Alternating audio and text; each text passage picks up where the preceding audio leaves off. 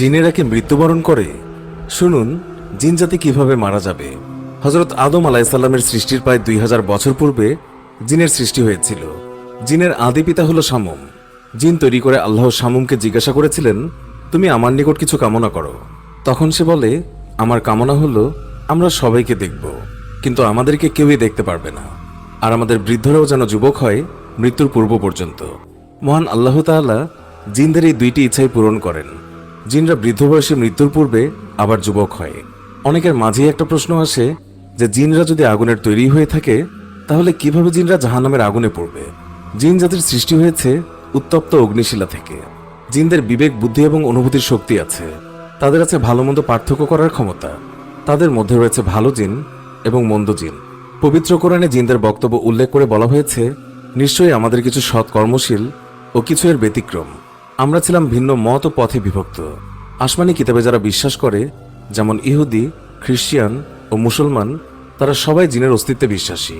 পৌত্তলিক কিছু দার্শনিক ও বস্তুবাদী গবেষক জিনের অস্তিত্বে বিশ্বাস করেন না। দার্শনিকদের একটি দল বলে ফেরেশতা ও জিন রূপক অর্থে ব্যবহৃত হয়। ভালো চরিত্র ফেরেশতা আর খারাপ চরিত্র জিন বা শয়তান শব্দ দিয়ে বোঝানো হয়। তাদের বক্তব্য কোরআন এবং সুন্নাহর পরিপন্থী। হাদিসে বর্ণিত রয়েছে, জিন আগুনের তৈরি, মানুষ মাটির তৈরি এবং ফেরেশতা আলো দ্বারা তৈরি। মুসলিম শরীফ। পবিত্র কোরআনে ইরশাদ হয়েছে, আর তিনি জিনকে সৃষ্টি করেছেন আগুনের শিখা দিয়ে। আরও ইরশাদ হয়েছে, আর আমি এর আগে জিন সৃষ্টি করেছি প্রখর আগুন দিয়ে। জিনের শরীর মূলত সূক্ষ্ম। জিনেরা চাইলেই যে কোনো রূপ ধারণ করতে পারে। জিনের সবচেয়ে প্রিয় আকার হলো সাপ এবং কুকুরের রূপ ধারণ করা। তবে জিনেরা সাপের আকারে চলতে পছন্দ করে।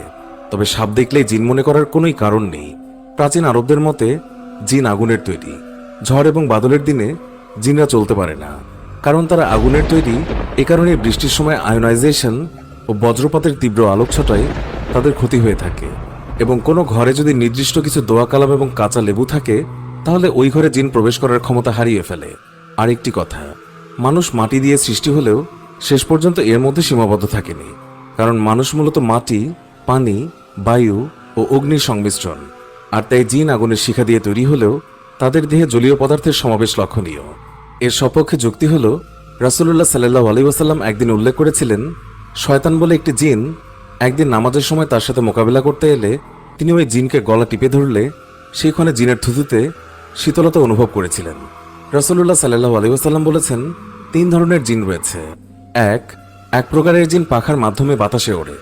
2, আরেক প্রকারের জিন সাপ, পোকামাকড় ও মাকড়সার আকারে থাকে। 3, আর নাম্বার 3-এ রয়েছে সাধারণ জিন। তারা সাধারণ থাকে এবং মানুষের সাথে চলাচল করে। আত-তাবারানী, আল হাকিম, আল বায়হাকি শরীফ। এই জন্য রাতের বেলায় সাপ দেখলে প্রথমে 3টি আওয়াজ করতে হয়।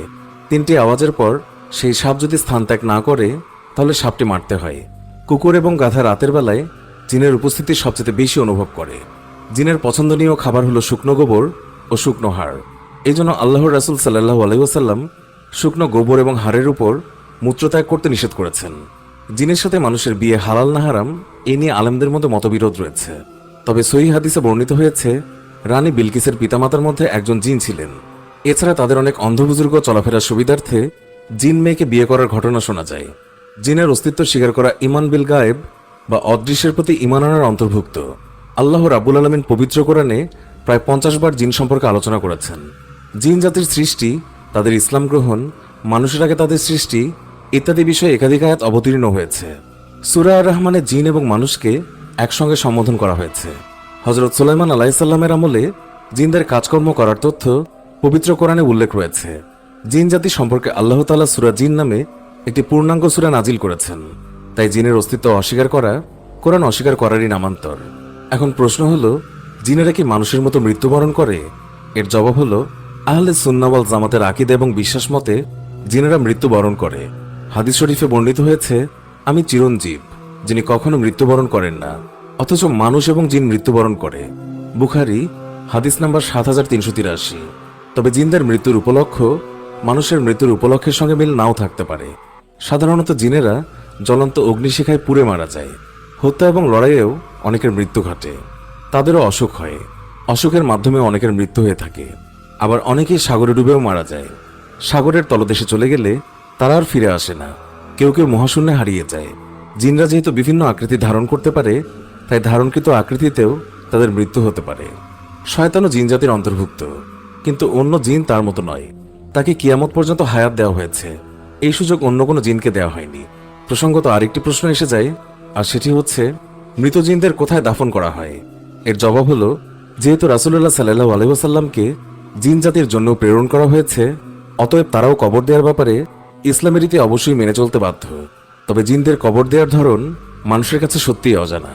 প্রিয় দর্শক, এই ছিল